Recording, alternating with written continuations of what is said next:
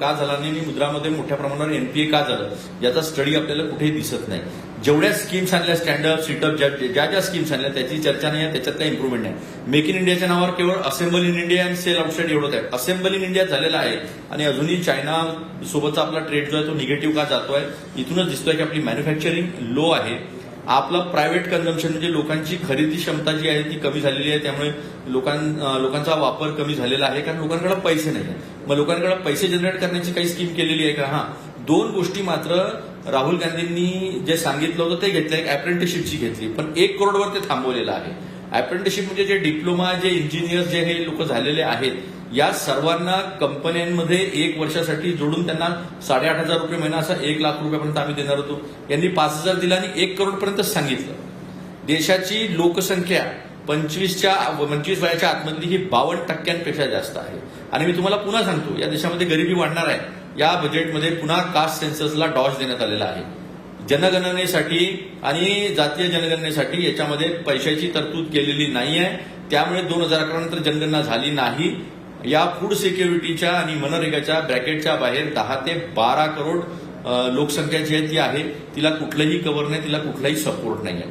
वेगवेगळ्या गोष्टी आणतात. मल्टी डायमेन्शनल इंडेक्स आणला आणि सांगितलं की आम्ही एवढ्या गरिबी दूर केल्या. प्रत्यक्षात जमिनीवर तसं दिसतं का? दिसत नाही. हे सांगतात 8 करोड रोजगार निर्माण केले. लोक हसतील हो. छोट्या छोट्या पिऊनच्या नोकरीसाठी इथे पीएचडी झालेले लोक, एमबीए झालेले लोक अप्लाय करत आहेत. म्हणजे तुमच्याकडे मॅन्युफॅक्चरिंग सेक्टर कम्प्लिटली झोपलेलं आहे. सर्व्हिस सेक्टर ज्यांनी आपल्याला आतापर्यंत तारलं होतं त्याची सुद्धा ग्रोथ जी आहे ती स्लगिश झालेली आहे. सर्व्हिस सेक्टरमध्ये म्हणजे सॉफ्टवेअर इंडस्ट्रीमध्ये आता एम्प्लॉयमेंट जे आहे त्या स्टॅग्नेट झालेल्या आहे, म्हणजे त्या थांबलेल्या आहे.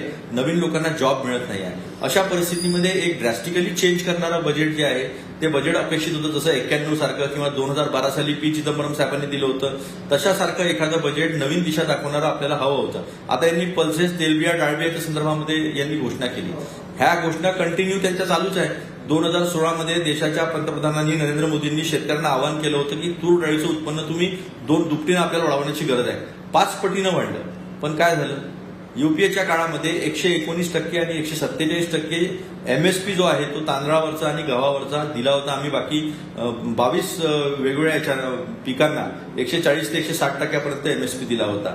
त्या संदर्भामध्ये काहीच बोललेलं नाही. म्हणजे आर्थिक असमानता दूर करणे, रोजगार निर्माण करणे, शेती क्षेत्र स्ट्रेंथन करणे, अॅग्रो प्रोसेसिंग इंडस्ट्रीमध्ये पुढे जाणे याच्या संदर्भामध्ये काहीच चर्चा त्या बजेटच्या भाषणामध्ये तरी दिसत नाही. आणि कालच्या आर्थिक इकॉनॉमिक सर्व्हे जो आहे तो इकॉनॉमिक सर्व्हे म्हणजे आणि इकॉनॉमिक सर्व्हेमध्ये पण असं काही आशादायी चित्र नाही आहे.